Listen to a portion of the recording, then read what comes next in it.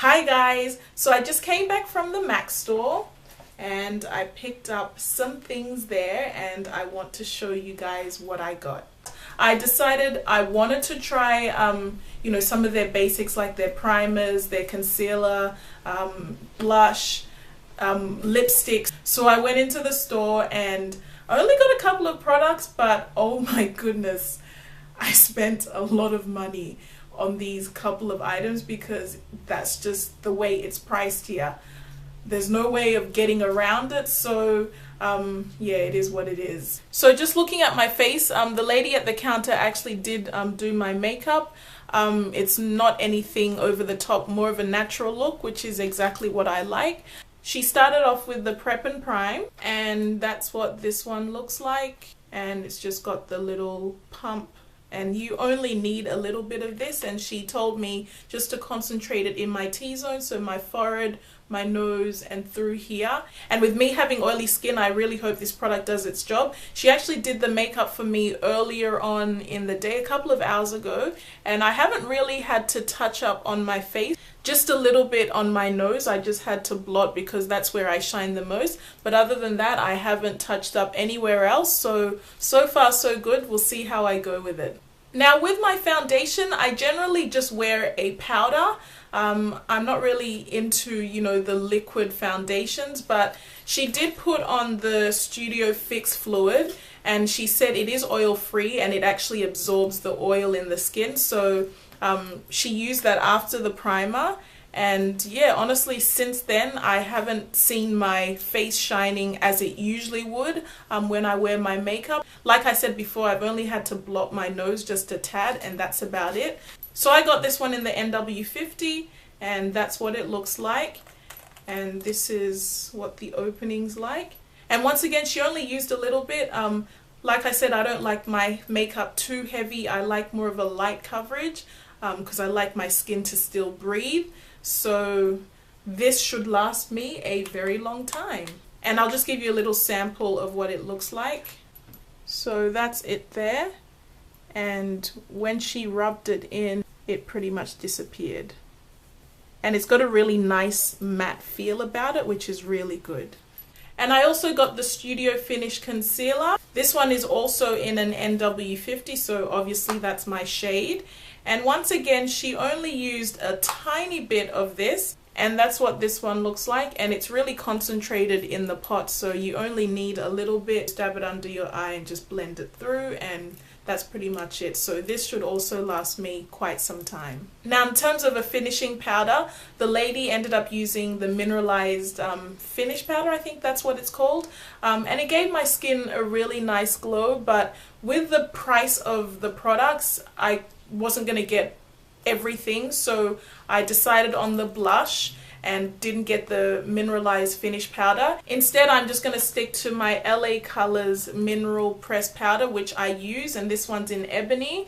And I like this powder because one, it's not that expensive, but it does complement my skin, and I think it gives my skin a nice finish. So I will use obviously the primer and the Studio Fluid, and then this will be my finishing powder. Now I'm not a really big blush wearer because I haven't really found a blush that I think complements my skin.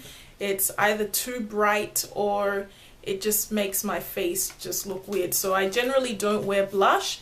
But she put this particular blush on, and this one is Sweet as Cocoa, and it's got more of a brown undertone to it. It's not really pink, but it gave my cheeks just a really subtle but really soft, pretty glow. So I ended up getting it, and hopefully I won't forget to use it because like I said, I don't use blush, so I might forget that step. But that's what this one looks like.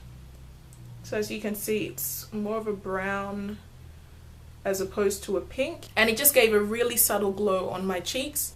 That's a bit of the product on my finger. Also, while the lady was putting on my makeup, she asked me if I put on my own lashes, and I beamingly said, yes, I do. And she was like, wow, you do a really good job. Do you have any tips for me? So can you believe that? She was asking me for tips, and I'm not the professional. I just learned how to do this by watching videos on YouTube. So that was a little moment where I was smiling inside. And then I wanted to get some lipsticks because, you know, everyone talks about MAC lipsticks.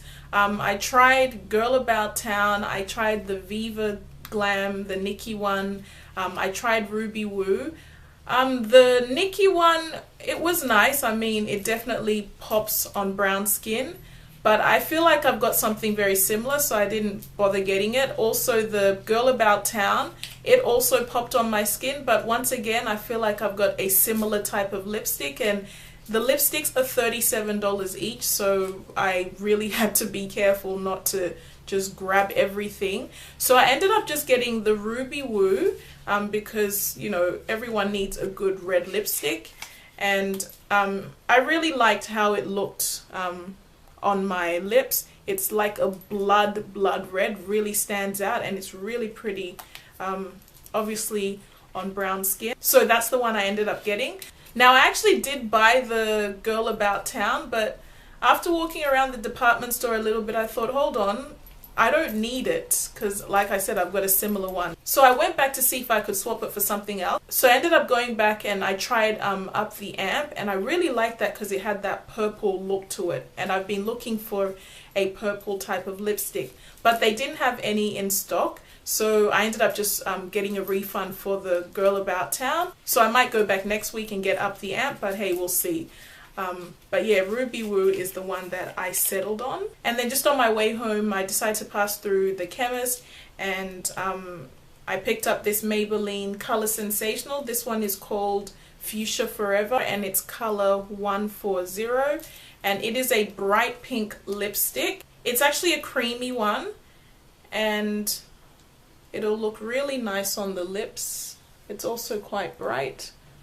And this was a steal. It was only $7, so that's what I'm talking about. And that's it, guys, for my little MAC haul.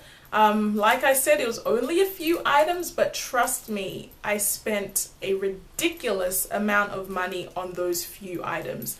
MAC is no joke here in Australia.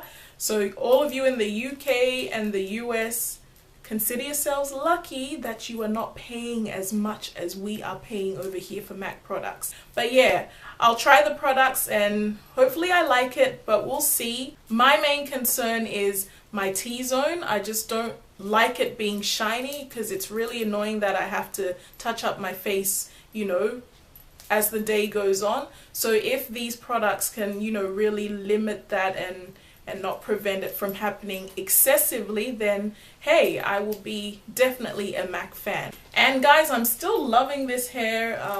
I've gotten so many compliments since I've worn it. A lot of inquiries. Oh, what kind of hair is that? It looks so realistic. A friend of mine who I haven't seen in a couple of years saw me the other day, and he said, wow, your hair has really grown. And I was like, oh yeah, it has. Thank you. So yeah, this hair really is the truth. In terms of it being natural and looking realistic, it really is that.